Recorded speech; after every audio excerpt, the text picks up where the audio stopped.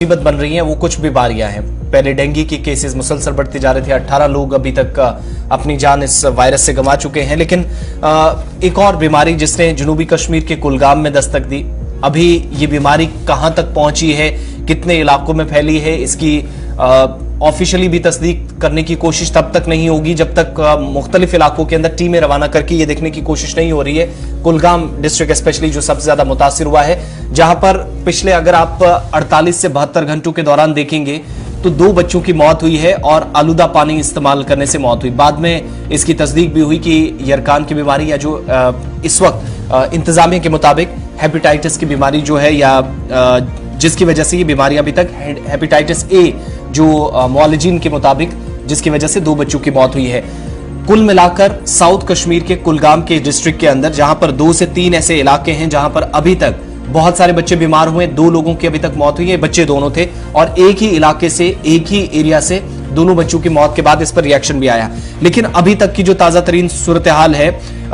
ज्यादातर जो बातें सामने आ रही थी कि मुख्तलिफ इलाकों के अंदर यानी 3 से 4 इलाके बिलखुसूस जो आपस में जुड़े हैं, बिल्कुल नजदीक में है, पास पास है, आलूदा पानी इस्तेमाल करने से या पानी में कुछ ऐसी चीज है जिसकी वजह से इस्तेमाल करते ही बच्चे बीमार पड़ रहे हैं, वो अस्पतालों के बेड तक पहुंच रहे हैं। सूरत हाल ऐसे बनी कि 1 दर्जन के करीब जब बच्चे बीमार हुए, मुख्तलिफ इलाकों से शिकायतें आई। पहले बच्चे की मौत हुई तो घर वालों ने कहा कि इसमें इस तरह ये पानी इस्तेमाल करने के बाद ये बीमार पड़ा था। जब दूसरे बच्चे की कल मौत हुई तो उसके बाद मजीद इस पर सवालात उठे कि अगर इंतजामिया की तरफ से कहा जा रहा था कि पानी बिल्कुल साफ है, इसमें कोई परेशानी नहीं थी, जिस तरीके से अवामी हलकों में काफी नाराजगी थी, उस पर क्लियरेंस देने की कोशिश हुई। लेकिन इस वक्त पता ये चलता है कि ये बीमारी या जो पानी की आलूदा पानी इस्तेमाल करने से ये जो हेपेटाइटिस ए का शिकार लोग हो रहे हैं, इनमें आप साउथ कश्मीर के मुख्तलिफ इलाकों के अंदर, हालांकि रिएक्शंस आना जरूरी था वो बाद में हुए, लेकिन अभी तक की इतलात के मुताबिक जिन लोगों को का इलाज भी चल रहा है, इशफाक ताजा तरीन तफसीलात के मुताबिक बड़े अस्पतालों में भी जो लोग पहुंचे हैं वो भी ज्यादातर शिकायत लगभग वैसी ही हैं जिससे यरकान की बीमारी फूट पड़ी है जी, हेपेटाइटिस 2 बच्चों की जान हम कह रहे हैं। और हेपेटाइटिस बीमारी से जहां 2 बच्चों की अब जान चली गई, पहले एक था, कल एक और की मौत हुई है। दहशत खौफ जो है वो इस पूरे इलाके के अंदर है और ये दहशत और खौफ मौत का नहीं है बल्कि ये डर सताया जा रहा है कि क्या अभी 12 से 15 सैंपल्स लिए गए थे, 5-6 लोग उसमें पॉजिटिव पाए गए हैं, घर में उनका इलाज चल रहा है, कुछ लोग अस्पताल लाए भी गए थे, स्टेबल बताए जा रहे हैं। लेकिन बड़ा सवाल ये है कि लगातार इंतजामिया की नोट्स में इस बात को लाया गया था कि पीने का पानी जो सोर्स है वहां पर जनाब गंदगी है, जिसकी वजह से ये पीने का पानी सही नहीं है। हो सकता है कि ये एक बुनियादी वजह हो, ये मकामी आबादी का मानना है। इलाके में फैले वबाई बीमारी पर काबू पाने के लिए कुलगाम और जिला अनंतनाग की इंतजामिया की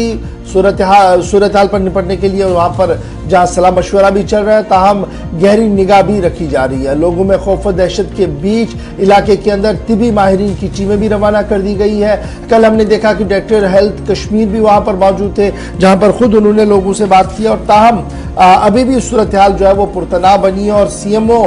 कुलगाम और दीगर लोगों के मुताबिक अभी भी लोगों की काउंसलिंग की जरूरत है ताकि दहशत से वो बाहर आ सकते। फिलहाल 24 अगर आप देखेंगे तो 48 घंटों के दौरान 2 बच्चों की मौत हुई है और दोनों बच्चों की मौत हेपेटाइटिस की वजह से हुई है यानी यरकान की वजह से हुई है, जिससे आसपास के इलाके में भी जो है तनाव जैसा सूरत हाल बनी हुई है। अब याद रखिएगा, अगर हम इसी खबर को लेके जी सोर्स जो है इसका पानी का जो सोर्स है वो गंदा हो गया है जी, और वो गंदा पानी जो है वो हमारे नलों के जरिए से हम तक पहुंच रहा है। अगर इसको हम सही माने तो सोर्स को गंदा करने वाले कौन है? मकामी आबादी के वो लोग जो सोर्स के बिल्कुल जहां पर पानी लिया जाता है, जिस नाले से पानी लिया जाता है, जिस चश्मे से पानी लिया जाता है, वहां की मकामी आबादी ने उसको इतना गंदा कर दिया कि अब जब ये आगे पानी जा रहा है तो कहीं ना कहीं